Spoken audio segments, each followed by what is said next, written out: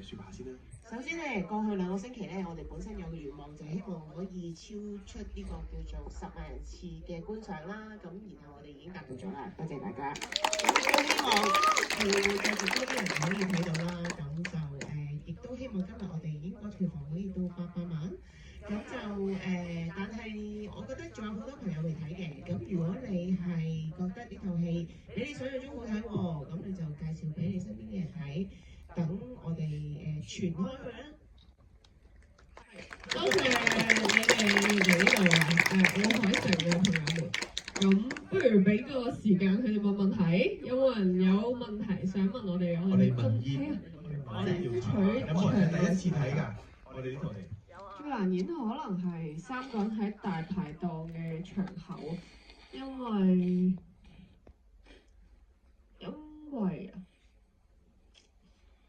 咩咧？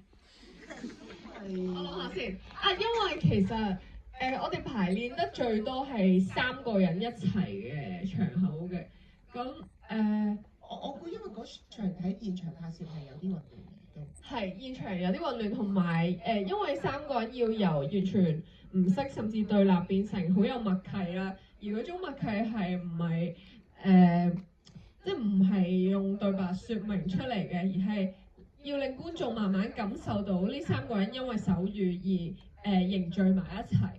咁我哋排練嘅時間唔多啦，亦都其實時間都好緊湊，咁所以就比較緊張咯。拍攝嘅時間都好緊湊，因為佢係一個夜班，然後係一個大排檔。咁你知深水埗大排檔就係好多人走嚟走去啊，跟住又趕呢個趕嗰個咁樣。但係我哋就要保持一個好平靜嘅心去上好多堂手語堂，就喺一個晚上嗰度完成。其實有一啲堂咧，即係有一啲課堂咧，你睇到其實係天光咗嘅。係啊，係同一日嚟嘅。咁就係各大工作人員就一人攞住一個黑旗咁樣遮住，就令到好似係夜晚咁樣咯。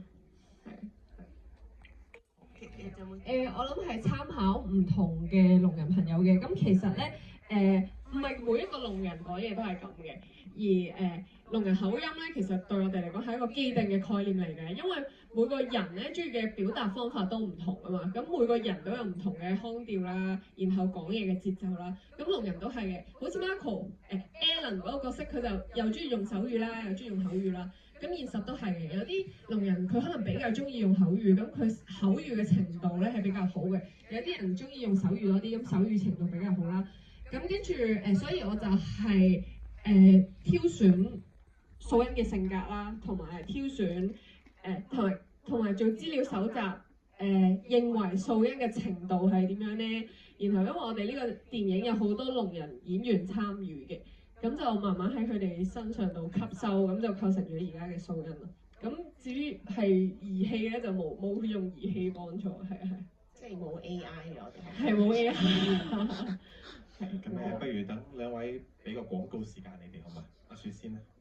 廣告時間，如有興趣，呢個唔講啦，大家都見到啦。係咁咧，除此之外咧，歡迎你哋。如果一陣唔夠時間問我哋問題，或者同我哋分享咧，希望你哋喺各大嘅社交平台度寫下你嘅感受啦，沉澱咗之後嘅感受。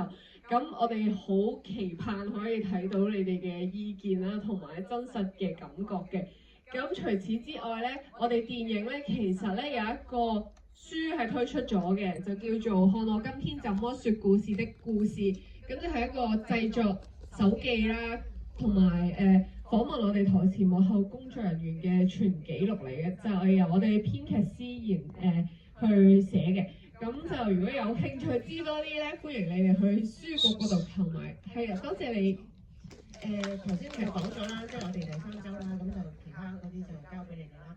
咁但係頭先之前有一場嘅觀眾有問過有啲咩可以做，可以幫助到啲聾人朋友融入社會咧？咁我覺得嗰個都希望大家就係、就算你可能而家呢刻做唔到啲乜嘢，咁但係如果呢套戲可以令到你對於佢哋有多啲興趣，手語有多啲興趣，或者對於佢哋嘅群體有多啲興趣，想知道多啲嘅，其實開始認識佢哋咯。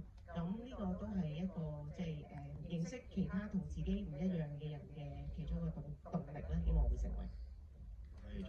謝兩位，亦都俾啲掌聲咧，恭喜我哋嘅團隊咧入圍咗今屆金像獎7大獎項嘅提名嘅。熒光幕嘅上面咧都有寫到啊，包括有最佳電影、最佳導演、最佳男主角、最佳女主角、最佳新演員、最佳原創電影歌曲以及最佳音響效果。咁不如等兩位分享一個手語，我哋影大合照啦，好嘛？有冇記得啲咩手語啊？